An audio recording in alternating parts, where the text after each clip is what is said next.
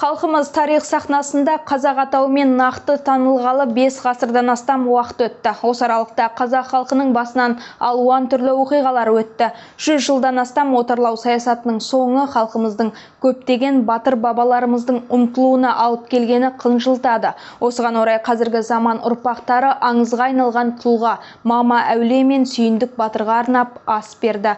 Қарға тамырлы қазақтың ұлт болып қалыптасуына үлес қосқан қос батыр 18 ғасырдың хас батырлары.